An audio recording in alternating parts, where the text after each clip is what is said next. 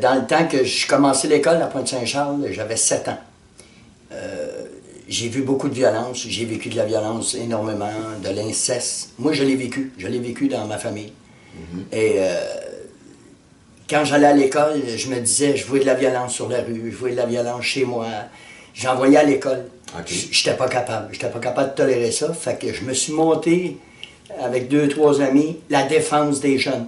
C'était comme un groupe que vous êtes fait? Oui, on était 3. Il y avait Claude, Desjans, puis Claude, je me souviens pas son autre nom de famille. Il était 2 Claude. Puis ces gars-là, ils étaient en arrière de moi. Toute la primaire? Non. Nous autres, on protégeait toute la primaire, okay. Toute l'école. Parce qu'il y avait beaucoup de violence. On voyait des petites filles se faire pogner de derrière. Il y en a qui se faisaient battre, il y en a qui se faisaient... Puis on savait que autour de nous autres, surtout moi qui vécu beaucoup à Pointe-Saint-Charles, il y avait énormément d'enfants battus, violentés, puis etc. Fait que je me disais, je peux pas vivre dehors dans la violence, dans l'école la violence, dans ma famille la violence. J'ai dit à quelque part, il faut que je fasse quelque chose.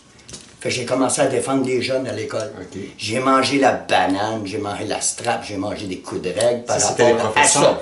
Oui, oui. Au début, c'était des sorts. Ben, c'est parce que ils disaient, ben, Gagnon, qu'est-ce que tu fais là? Ben, ils ont voulu toucher ce gars-là, tu n'as pas de tes affaires. Eux autres, c'était banal. Ça faisait partie de la banalité que okay. C'est pas grave, que tu arrives à l'école, la joue enflée, un doigt cassé, peu importe.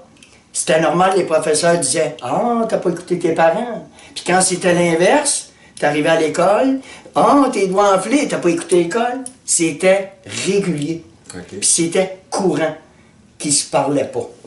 Ça c'est jamais. Puis aujourd'hui, il y en a beaucoup d'enfants qui sont violentés de mon âge, là, qui parleront jamais. Mais moi, j'avais besoin d'en parler parce que ça fait partie de ma thérapie à moi. Puis si je peux en aider d'autres aussi, parce que j'ai vu énormément de violence dans ma famille, puis autour de moi, c'était effrayant.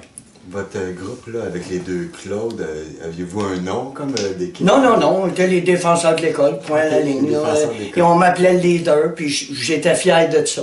OK. J'ai protégé les jeunes pendant au moins 4 ans, 4-5 ans, jusqu'à ma 6e année. Okay. Je disais, il y a tant que je vais être ici, personne ne va toucher aux enfants.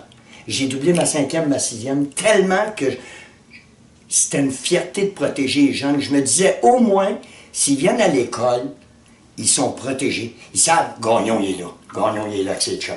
Tu comprends? Ouais, même si vous protégez, ils le reconnaissaient, ça? Oui. Il y en a d'autres qui n'aimaient pas ça, c'est sûr. Quand tu tabasses un gars, ils t'aiment pas trop. Ils vont directeur, porte plainte, mais c'est pas grave. Je mangeais la banane, mais je venais de sauver quelqu'un. La banane, ça, c'est... La strap. OK. La coup de règle, qui donnait souvent ses doigts, des claques en arrière de la tête. Ça faisait partie de la routine dans ce temps-là.